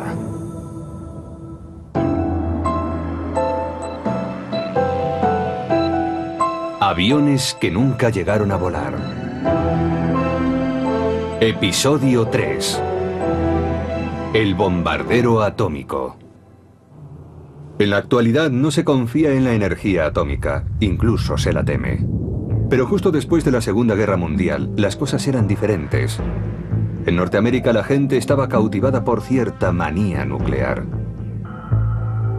Se pensaba que pronto podría disponerse de una energía eléctrica tan barata que no merecería la pena poner contador. Habría coches, trenes, helicópteros y barcos propulsados por energía nuclear. La opinión general era muy favorable a la energía nuclear después de la guerra, e incluso durante los 20 años siguientes. Se decía que muy pronto estaría disponible y que sería casi gratuita. Se decían cosas como esa. Había quienes aseguraban que se podía utilizar para casi todo, especialmente para los transportes. Existía la idea totalmente disparatada, desde la perspectiva actual, de detonar bombas atómicas en los polos norte y sur para fundir el hielo y hacer que el clima mundial fuera más cálido. Y también habría aviones provistos de motores nucleares. Ya en 1942, Enrico Fermi y sus compañeros del proyecto Manhattan, de donde salió la primera bomba atómica, habían considerado la posibilidad de usar la energía atómica para propulsar un avión. La gran ventaja de dicho avión es que su radio de acción sería casi ilimitado. En 1950 el reabastecimiento en vuelo no había sido perfeccionado todavía, aunque los experimentos realizados por los británicos entre las dos guerras mundiales demostraron que la técnica de transferencia de combustible entre dos aviones en vuelo era fácilmente realizable. Pero en la época previa a la era del reactor no resultaría práctico transferir gran cantidad de combustible de un avión a otro en vuelo. Los británicos realizaron algunos experimentos de reabastecimiento en vuelo antes de la guerra, pero comprobaron que no podían transferir grandes cantidades de combustible para aumentar el radio de acción del avión. Durante la Segunda Guerra Mundial no hubo reabastecimiento en vuelo. Los B-17 y B-24 norteamericanos que volaron sobre Alemania fueron derribados masivamente antes de que los cazas de escolta, debido a su corto radio de acción, pudieran escoltarlos. Solo cuando cazas como el Mustang estuvieron equipados con depósitos de combustible suplementarios, pudieron realizarse incursiones diurnas sobre Alemania sin sufrir grandes pérdidas. El radio de acción de los aviones fue una constante preocupación para los militares. En 1937, el Army Air Corps encargó a la Lockheed el P-38 Lightning, un caza interceptor de gran radio de acción para operar principalmente sobre el Pacífico. Cuando entró en servicio en 1941, el P-38 tenía un radio de acción de 700 kilómetros. Norteamérica tuvo que combatir en áreas muy amplias y remotas. Tuvo que hacerlo sobre el Pacífico, lo que significaba que necesitaría aviones con gran autonomía. Y además debían ser seguros. Volar en un caza monomotor implicaba mucho riesgo, porque si el motor se paraba, el avión caía al mar. Eran necesarios dos motores. Se requería, por tanto, un avión rápido, seguro y bimotor como el P-38. En 1944 la Fuerza Aérea contó con el B-29 Super Fortress, un bombardero con un radio de acción de 4.500 kilómetros, capaz de llegar a Japón desde bases situadas en las islas del Pacífico. Durante la Segunda Guerra Mundial se resolverían algunos de los problemas de la aviación de la preguerra. Motores y fuselajes más grandes y más eficientes permitieron a los aviones comerciales atravesar por primera vez el océano sin tener que repostar. Esos avances permitieron a la aviación soñar con una nueva época repleta de posibilidades. Sin embargo, todos esos adelantos resultaron insuficientes ante un nuevo tipo de exigencias. Desde sus inicios, la Guerra Fría impondría unas necesidades muy concretas. Estados Unidos necesitaba un bombardero que llegara hasta objetivos en el interior de la Rusia soviética. Un bombardero con un radio de acción de decenas de millares de kilómetros. La respuesta estaría en un nuevo tipo de motor. En 1946, bajo el mando del general Curtis E. LeMay, la Fuerza Aérea de los Estados Unidos inició un programa llamado NEPA, cuyas siglas traducidas al castellano significan Propulsión de Aviones por Energía Nuclear. Su objetivo era estudiar la construcción de un bombardero propulsado por energía nuclear. Si el P-38 y el B-29 habían servido para enfrentarse a Japón en el Pacífico, un bombardero propulsado por energía nuclear parecía ser el medio ideal para cualquier posible conflicto con la Unión Soviética. La primera ventaja y las demás ventajas se derivaban de ella. Era que la duración del vuelo podía ser ampliada considerablemente, casi de forma ilimitada. Al cabo de un año comenzó el diseño de una de las más sorprendentes plataformas armamentísticas que jamás haya existido. Un bombardero propulsado por energía atómica. En 1948 el jefe del recientemente creado Mando Estratégico era el general Curtis E. LeMay. Estuvo al frente de la ofensiva de bombarderos B-29 contra Japón en el Pacífico. LeMay tenía fama de polémico, lo que en la aviación militar llaman un halcón. Era un general al que no le importaba demasiado la población civil. Había combatido en la Segunda Guerra Mundial. Había estado al mando de bombardeos tanto en Europa como en Japón. Era un general típico de la Segunda Guerra Mundial, con el comportamiento típico de un general de aquella época. LeMay quería disponer de un bombardero que contrarrestara definitivamente la nueva amenaza soviética. Debía estar provisto de motores nucleares y ser capaz de permanecer en vuelo por tiempo indefinido. se convertiría en la principal arma norteamericana en cualquier guerra futura. En términos militares, y considerado en el contexto histórico adecuado, fue una gran idea, porque se trataba de un bombardero que no estaría limitado por el combustible. Se dispondría de un bombardero de propulsión nuclear que transportaría bombas nucleares y que estaría siempre en vuelo, observando y esperando al enemigo. Sin embargo, LeMay y la Fuerza Aérea no tenían la confianza de alguien muy poderoso: el presidente Truman. Al presidente Truman le preocupaba mucho dejar el inmenso poder de la energía nuclear únicamente en manos de los militares. Por eso creó una institución civil, la Comisión para la Energía Atómica, que dependería directamente de él y de la Oficina Presidencial, que controlaría la investigación en todo lo respectivo a energía nuclear. A los generales no les agradó en absoluto que las bombas atómicas estuvieran bajo llave. La Comisión para la Energía Atómica estableció los posibles usos de un avión provisto de propulsión nuclear. En primer lugar, podría ser usado como bombardero de largo alcance. La energía del reactor nuclear le permitiría teóricamente volar durante meses sin repostar, usando solo una pequeña cantidad de uranio. Además, el bombardero nuclear tenía ahora un rival. La Marina norteamericana, siempre celosa de la Fuerza Aérea, había iniciado su propio programa de avión propulsado por energía nuclear. Lo que hizo la Marina fue retomar la idea que proponía el equipo del MIT en los años 40, hidroaviones atómicos, y se decidió por ello, lo que habría sido una buena idea. Si la Fuerza Aérea planeaba poner un reactor nuclear en un aparato, era raro que a nadie de la Marina se le ocurriera ponerlo en un aparato diferente. La Marina quería una versión nuclear del Martin Seamaster, el primer hidroavión de reacción del mundo. Pero para superar a su rival de la Fuerza Aérea, la Marina requirió la ayuda de los británicos. Ellos ya habían construido un hidroavión gigante, capaz de soportar el peso de un reactor nuclear. Se trataba del Saunders Roe Princess. La Marina norteamericana pidió a la Saunders Roe que le facilitara unos planos para incorporar un reactor nuclear al hidroavión Princess. Creo recordar que nos pagaron unos $50.000 para que hiciéramos el trabajo y por supuesto lo hicimos. Entregamos no solo los planos, sino un modelo del propio avión. Dick Stratton se encargó de realizar las pruebas en vuelo del Princess. Lo principal era instalar un reactor nuclear en el puente superior para que alimentara con gases calientes a los motores interiores. El avión despegaría con combustible para turbinas y cuando estuviera en vuelo cambiaríamos de motores. Usaríamos las grandes turbinas nucleares que estaban más cerca del fuselaje. Por supuesto, podría permanecer en vuelo todo el tiempo que se quisiera. Pero la Marina norteamericana abandonó muy pronto los hidroaviones nucleares por otro sistema de armas nuclear: el submarino atómico. La gran ventaja del submarino propulsado por energía nuclear es que podía utilizar un blindaje de plomo contra las radiaciones, pues el peso no suponía un problema, y por lo tanto podría llevar un reactor mucho mayor y proteger además a la tripulación.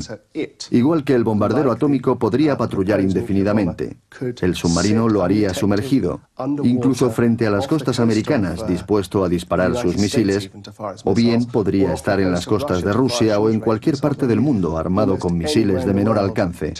Sería una forma de disuasión móvil y segura. Los dos proyectos, el avión nuclear de la Fuerza Aérea y el submarino atómico de la Marina, se convirtieron en auténticos rivales. Una de las motivaciones de la Fuerza Aérea para construir un avión nuclear es que la Marina tenía un submarino atómico. Y claro, no se iban a quedar atrás en cuanto a la propulsión atómica. Pero la realidad era que el programa del bombardero nuclear no avanzaba. En 1956 hubo buenas y malas noticias para el proyecto de propulsión nuclear. La General Electric consiguió por fin hacer funcionar un prototipo de motor nuclear de reacción. Pero la mala noticia fue que el empuje que producía ni siquiera podía levantarlo del suelo. La Fuerza Aérea y la General Electric se dispusieron a buscar más dinero para el programa del bombardero atómico, pero toparon con un obstáculo inesperado: el presidente Eisenhower.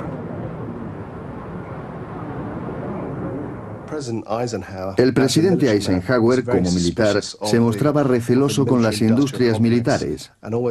Creía que esas empresas presionaban demasiado e iban demasiado lejos para conseguir contratos sustanciosos. Su secretario de Defensa había ordenado detener los programas del X-6 y del WS-125, ya que eran demasiado ambiciosos. Yo creo que fue una decisión realista. Ordenó que se paralizaran esos programas y que la agencia responsable se concentrara en conseguir el motor adecuado. Como resultado, el NB-36 realizó su último vuelo el 28 de marzo de 1957. Se le retiró del servicio en Fort Worth a finales de ese año. Fue desmantelado varios meses más tarde y se enterraron las piezas radiactivas. Parecía que el proyecto del avión propulsado por energía nuclear había llegado a su fin. Pero el 1 de diciembre de 1958 la revista Aviation Week, la más influyente en el mundo de la aeronáutica, publicó una sorprendente noticia. La Unión Soviética tenía un bombardero atómico. Tenían una imagen del avión. Era una recreación gráfica de un avión propulsado por energía nuclear. Un cuatrimotor de ala en delta, un bombardero nuclear del que se decía que había sobrevolado Moscú y del que había también otras referencias de diversas fuentes. Lo interesante es que en el artículo se decía que no era un prototipo para un reactor nuclear, sino que era un bombardero nuclear auténtico, lo que hizo temblar a los americanos. Norteamérica ya estaba sobresaltada por la noticia de que los soviéticos habían puesto su primer satélite en órbita, el Sputnik. Parecía que llevaban la delantera en cuestión tecnológica. La noticia del Sputnik cayó como una bomba en Estados Unidos. Era un éxito tecnológico de esos retrógrados rusos comunistas. Lo que la gente pensaba entonces era: algo malo pasa en América. Y quien hace que el país vaya mal es gente como Eisenhower, que no tiene la suficiente imaginación para enfrentarse a las grandes ideas. Y eso tiene que acabar. Por este motivo, se presionó terriblemente al gobierno para que promocionara proyectos que respondieran al Sputnik. Había que lograrlo de cualquier modo. Uno de esos modos era retomando el proyecto de avión propulsado por energía nuclear. La Fuerza Aérea y algunos políticos lanzaron una campaña para reactivar el WS-125. Se desataron auténticas pasiones en favor del avión nuclear. Y un demócrata de Pensilvania llamado Dan Flood publicó un artículo en Aviation Week que venía a decir: os habéis dormido otra vez frente al botón. Melvin Price, presidente del Subcomité de Energía Atómica del Congreso, dijo que los rusos estaban de 3 a 5 años por delante de los americanos en cuanto a propulsión nuclear de aviones, y pidió que se hiciera algo para acortar la distancia y ponerse a la misma altura. Recuerdo una reunión secreta que mantuvimos con un comité del Senado encargado de asuntos militares. En referencia al famoso artículo de Aviation Week, nos dijeron: ¿por qué no hacéis algo al respecto? ¿No os dais cuenta de la importancia que tiene? Pero yo sabía lo suficiente acerca de la tecnología soviética para tomar la noticia en serio. Sabía que era una meta muy difícil de alcanzar. Nosotros no pudimos, y por supuesto, ellos tampoco. La Unión Soviética llevaba trabajando muchos años en varios proyectos de aviones nucleares. Fue un proyecto descabellado que desarrollaron a principios de los años 50. Se trataba de un hidroavión que pesaba 1000 toneladas. El verdadero objetivo de los soviéticos era mantenerse a la altura de los americanos y construir su propia versión de un bombardero propulsado por energía nuclear. Los soviéticos ya disponían de un bombardero con un amplio radio de acción. En Occidente fue conocido con el nombre en código de la OTAN, Bear. Pero el Bear era demasiado lento para esquivar las defensas norteamericanas, equipadas con nuevos misiles e interceptores. Además, parecía que la Unión Soviética estaba desarrollando un bombardero nuclear como alternativa. Se llamó M-50. La OTAN lo llamó Bounder. En segundo lugar, podría usarse como hidroavión. El equipo de académicos de la Universidad Tecnológica de Massachusetts, el MIT, favorito de la Comisión para la Energía Atómica, creyó que uno de los primeros aviones candidatos a usar la energía nuclear era el hidroavión de pasajeros. En aquellos días el tráfico aéreo de personas era poco usual y no había aeropuertos grandes. Por eso volar de puerto a puerto era buena idea. Además, un reactor nuclear en un avión corriente resultaría demasiado pesado. Pero un hidroavión era lo suficientemente grande para llevarlo. Así que parecía la apuesta adecuada. Verdaderamente, antes de la era del reactor, el hidroavión parecía el vehículo más aconsejable para los vuelos a larga distancia de la aviación civil.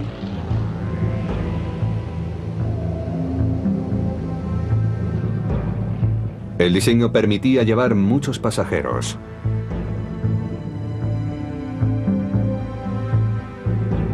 El millonario Howard Hughes patrocinó la construcción del Spruce Goose para cruzar el Atlántico sin paradas intermedias. Y en Gran Bretaña, Saunders Roe fabricó el elegante hidroavión Princess en respuesta al creciente mercado transatlántico de pasajeros. Se desarrolló un sistema de atraque experimentando en Southampton para que ya no fuera necesario montarse en lanchas al subir o bajar del hidroavión. Se subiría a bordo desde un muelle. Luego se atracaba, se amarraba el hidroavión y se iba caminando hasta tierra firme. El Princess fue uno de los mayores aviones que jamás se haya construido. Era un avión con dos puentes, el superior y el inferior. Tenía bar y disponía de camarotes con dos literas. Definitivamente sería una forma lujosa, asequible para unos pocos, de cruzar el Atlántico en unas 7 horas y media. Un hidroavión propulsado por energía nuclear podía tener otros usos. La energía nuclear iba a ser empleada en la nueva generación de submarinos que permanecerían bajo el agua durante meses.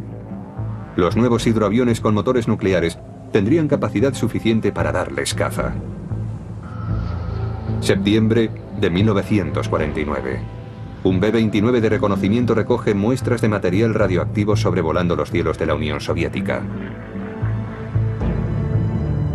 Era la prueba de que la vieja Rusia había entrado en la era nuclear. Al año siguiente, Corea del Norte invade Corea del Sur. La Guerra Fría se calienta. Esos sucesos acelerarían los planes de Norteamérica para construir un bombardero propulsado por energía nuclear. El Comité Conjunto de Energía Atómica del Congreso estaba muy a favor de desarrollar un bombardero propulsado por energía nuclear. La Comisión para la Energía Atómica creó finalmente una subdivisión especial que realizaría ese trabajo dentro del Departamento de Defensa. En la Fuerza Aérea existían grandes esperanzas de que se construyera un avión nuclear. En 1951, la Comisión para la Energía Atómica encargó que se construyera el primer avión experimental propulsado por energía nuclear. El objetivo, tal como se dijo en 1951, era construir 2 aviones experimentales, es decir, 2 aviones propulsados por energía nuclear que pudieran volar en 1957. En principio se hicieron unas pruebas de blindaje para evitar que la tripulación sufriera radiaciones. El mayor problema era proteger al piloto y a la tripulación de los efectos de la radiación. Se propuso que solo volaran tripulantes de cierta edad. La teoría era que, como iban a ser irradiados de todas maneras, si habían pasado ya la edad de tener hijos, no importaría demasiado. Se pensó, por ejemplo, que las bases estuvieran en islas deshabitadas, que los pilotos fueran mayores para que la radiación no afectara a los genes, al esperma, y así no pasara a futuras generaciones. A aquellos tripulantes potenciales se les conocía como hombres NEPA. Para ganar experiencia en la protección contra las radiaciones, se decidió construir un avión provisto con un reactor atómico antes de que los motores nucleares estuvieran disponibles. Se referían a un avión especial, porque nadie sabía cuánto pesaría, y previsiblemente iba a ser mucho. Por eso la Fuerza Aérea recurrió a su avión más grande, el bombardero B-36, que era el mayor construido hasta la fecha en Estados Unidos. Tenía una envergadura de 70 metros y un radio de acción de 13.000 kilómetros. Al principio, el B-36 estaba propulsado por 6 motores de hélice convencionales, pero versiones posteriores incorporaron 4 reactores para alcanzar más velocidad y llevar mayor carga, condiciones que lo convirtieron en un avión célebre. Sus tripulantes lo llamaban el abrigo de aluminio. El B-36 confirió por primera vez a la Fuerza Aérea Norteamericana lo que ahora llamamos alcance global o poder global. Eso significa que se puede alcanzar cualquier lugar del mundo con un bombardero y determinar el desarrollo de un conflicto internacional mediante bombardeos. En 1953, un bombardero B-36 de serie fue elegido como avión de pruebas para el programa del bombardero nuclear. Fue modificado para que llevara un pequeño reactor nuclear en la bodega de bombas. El reactor no estaba conectado a los motores. Una nueva sección del morro llevaba una cabina apantallada con 12 toneladas de plomo y caucho para una tripulación de 5 hombres: piloto, copiloto, mecánico de vuelo y 2 ingenieros nucleares. También llevaba bolsas de agua, una en el fuselaje y otra detrás de la cabina de vuelo, para absorber la radiación del reactor. Después de la reconversión, el avión fue denominado NB-36. La N significaba nuclear. Pusieron un reactor nuclear en la bodega de bombas para hacer pruebas en vuelo. Se trataba de comprobar si la tripulación estaba protegida contra la radiación de un reactor en funcionamiento. La auténtica finalidad del experimento era comprobar si se podía volar con un reactor nuclear instalado en un avión sin dañar con sus radiaciones a la tripulación. Si no se podía resolver el problema, no importaría que los motores funcionaran. Nadie volaría en el avión. El primer vuelo del NB-36 con su reactor nuclear se realizó el 17 de septiembre de 1955. Los pilotos llamaron a su avión The Crusader. Las pruebas demostraron que la radiación podía ser contenida siempre que el blindaje para la radiación estuviera mucho grosor. El vuelo propulsado por energía nuclear parecía posible. Pero ahora se presentaba otro problema. Todo iría bien mientras el avión volara, pero ¿qué ocurriría si se estrellaba? Debido al peligro potencial, la Fuerza Aérea tomó precauciones muy especiales. Junto con el NB-36, volaría un avión de la Fuerza Aérea llevando un destacamento de marines.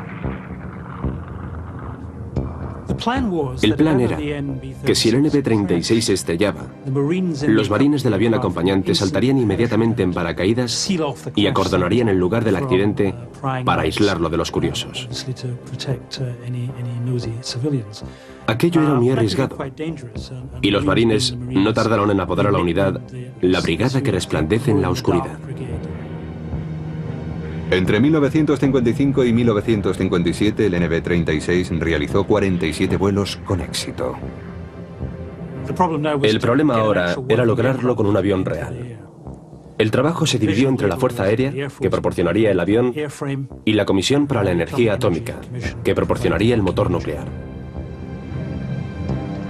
La planta de potencia que se pretendía construir pesaría 80 toneladas.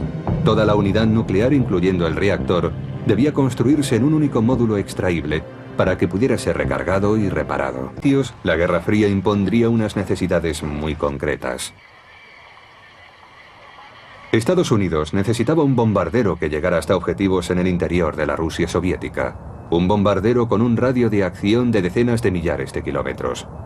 La respuesta estaría en un nuevo tipo de motor. En 1946, bajo el mando del general Curtis E. LeMay, la Fuerza Aérea de los Estados Unidos inició un programa llamado NEPA, cuyas siglas traducidas al castellano significan Propulsión de Aviones por Energía Nuclear. Su objetivo era estudiar la construcción de un bombardero propulsado por energía nuclear. Si el P-38 y el B-29 habían servido para enfrentarse a Japón en el Pacífico, un bombardero propulsado por energía nuclear parecía ser el medio ideal para cualquier posible conflicto con la Unión Soviética. La primera ventaja y las demás ventajas se derivaban de ella. Era que la duración del vuelo podía ser ampliada considerablemente, casi de forma ilimitada. Al cabo de un año comenzó el diseño de una de las más sorprendentes plataformas armamentísticas que jamás haya existido.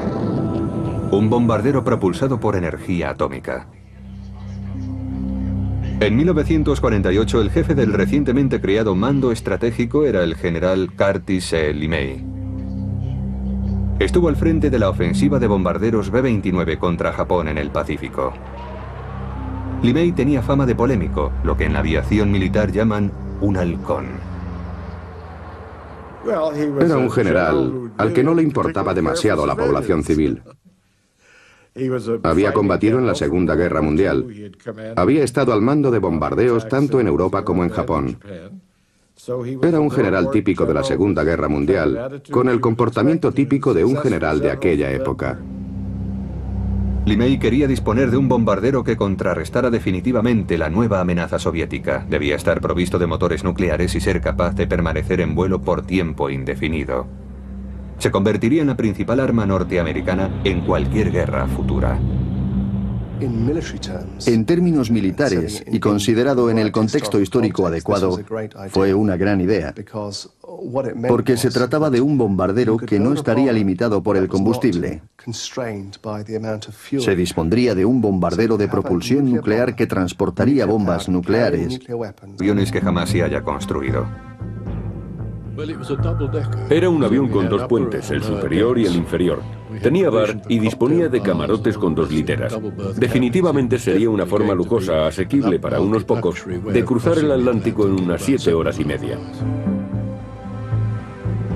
Un hidroavión propulsado por energía nuclear podía tener otros usos. La energía nuclear iba a ser empleada en la nueva generación de submarinos que permanecerían bajo el agua durante meses. Los nuevos hidroaviones con motores nucleares tendrían capacidad suficiente para darles caza. Septiembre de 1949. Un B-29 de reconocimiento recoge muestras de material radioactivo sobrevolando los cielos de la Unión Soviética. Era la prueba de que la vieja Rusia había entrado en la era nuclear. Al año siguiente, Corea del Norte invade Corea del Sur. La Guerra Fría se calienta. Esos sucesos acelerarían los planes de Norteamérica para construir un bombardero propulsado por energía nuclear. El Comité Conjunto de Energía Atómica del Congreso estaba muy a favor de desarrollar un bombardero propulsado por energía nuclear. La Comisión para la Energía Atómica creó finalmente una subdivisión especial que realizaría ese trabajo dentro del Departamento de Defensa. En la Fuerza Aérea existían grandes esperanzas de que se construyera un avión nuclear. En 1951, la Comisión para la Energía Atómica encargó que se construyera el primer avión experimental propulsado por energía nuclear. El objetivo, tal como se dijo en 1951, era construir 2 aviones experimentales, es decir, 2 aviones propulsados por energía nuclear que pudieran volar en 1957. En principio se hicieron unas pruebas de blindaje para evitar que la tripulación sufriera radiaciones. El mayor problema era proteger al piloto y a la tripulación de los efectos de la radiación. Se propuso que solo volaran tripulantes de cierta edad. La teoría era que, como iban a ser irradiados de todas maneras, si habían pasado ya la edad de tener hijos, no importaría demasiado. Se pensó, por ejemplo, que las bases estuvieran en islas deshabitadas, que los pilotos fueran mayores para que la radiación no... Demostraron que la técnica de transferencia de combustible entre 2 aviones en vuelo era fácilmente realizable. Pero en la época previa a la era del reactor, no resultaría práctico transferir gran cantidad de combustible de un avión a otro en vuelo. Los británicos realizaron algunos experimentos de reabastecimiento en vuelo antes de la guerra, pero comprobaron que no podían transferir grandes cantidades de combustible para aumentar el radio de acción del avión. Durante la Segunda Guerra Mundial no hubo reabastecimiento en vuelo. Los B-17 y B-24 norteamericanos que volaron sobre Alemania fueron derribados masivamente antes de que los cazas de escolta, debido a su corto radio de acción, pudieran escoltarlos. Solo cuando cazas como el Mustang estuvieron equipados con depósitos de combustible suplementarios, pudieron realizarse incursiones diurnas sobre Alemania sin sufrir grandes pérdidas. El radio de acción de los aviones fue una constante preocupación para los militares. En 1937, el Army Air Corps encargó a la Lockheed el P-38 Lightning, un caza interceptor de gran radio de acción para operar principalmente sobre el Pacífico. Cuando entró en servicio en 1941, el P-38 tenía un radio de acción de 700 kilómetros. Norteamérica tuvo que combatir en áreas muy amplias y remotas. Tuvo que hacerlo sobre el Pacífico, lo que significaba que necesitaría aviones con gran autonomía. Y además debían ser seguros. Volar en un caza monomotor implicaba mucho riesgo, porque si el motor se paraba, el avión caía al mar. Eran necesarios dos motores. Se requería, por tanto, un avión rápido, seguro y bimotor como el P-38. En 1944, la Fuerza Aérea contó con el B-29 Super Fortress, un bombardero con un radio de acción de 4.500 kilómetros, capaz de llegar a Japón desde bases situadas en las islas del Pacífico. Durante la Segunda Guerra Mundial se resolverían algunos de los problemas de la aviación de la preguerra. Motores y fuselajes más grandes y más eficientes permitieron a los aviones comerciales atravesar por primera vez el océano sin tener que repostar. Esos avances permitieron a la aviación soñar con una nueva época repleta de posibilidades. Sin embargo, todos esos adelantos resultaron insuficientes ante un nuevo tipo de exigencias. Desde sus inicios... Y que estaría siempre en vuelo, observando y esperando al enemigo. Sin embargo, LeMay y la Fuerza Aérea no tenían la confianza de alguien muy poderoso, el presidente Truman. Al presidente Truman le preocupaba mucho dejar el inmenso poder de la energía nuclear únicamente en manos de los militares. Por eso creó una institución civil, la Comisión para la Energía Atómica, que dependería directamente de él y de la oficina presidencial, que controlaría la investigación en todo lo respectivo a energía nuclear. A los generales no les agradó en absoluto que las bombas atómicas estuvieran bajo llave. La Comisión para la Energía Atómica estableció los posibles usos de un avión provisto de propulsión nuclear. En primer lugar, podría ser usado como bombardero de largo alcance.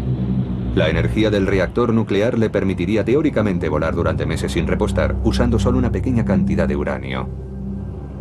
En segundo lugar, podría usarse como hidroavión. El equipo de académicos de la Universidad Tecnológica de Massachusetts, el MIT, favorito de la Comisión para la Energía Atómica, creyó que uno de los primeros aviones candidatos a usar la energía nuclear era el hidroavión de pasajeros. En aquellos días el tráfico aéreo de personas era poco usual y no había aeropuertos grandes. Por eso volar de puerto a puerto era buena idea. Además, un reactor nuclear en un avión corriente resultaría demasiado pesado. Pero un hidroavión era lo suficientemente grande para llevarlo. Así que parecía la apuesta adecuada. Verdaderamente, antes de la era del reactor, el hidroavión parecía el vehículo más aconsejable para los vuelos a larga distancia de la aviación civil.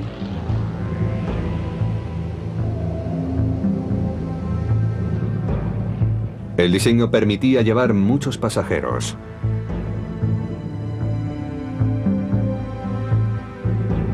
El millonario Howard Hughes patrocinó la construcción del Spruce Goose para cruzar el Atlántico sin paradas intermedias. Y en Gran Bretaña, Saunders Roe fabricó el elegante hidroavión Princess en respuesta al creciente mercado transatlántico de pasajeros. Se desarrolló un sistema de atraque experimentando en Southampton para que ya no fuera necesario montarse en lanchas al subir o bajar del hidroavión. Se subiría a bordo desde un muelle. Luego se atracaba, se amarraba el hidroavión y se iba caminando hasta tierra firme. El Princess fue uno de los mayores Alamogordo, Nuevo México, 16 de julio de 1945. La era atómica acaba de comenzar. Esta es la historia de un proyecto olvidado de los primeros días de aquella era. Antes de iniciar la carrera espacial de los años 60, Estados Unidos y la Unión Soviética gastaron miles de millones de dólares en otra carrera tecnológica: la construcción de un avión gigantesco propulsado por energía nuclear. Un avión tan avanzado que podría permanecer en el aire durante meses. Sin necesidad de repostar, se convertiría en la máquina de destrucción definitiva.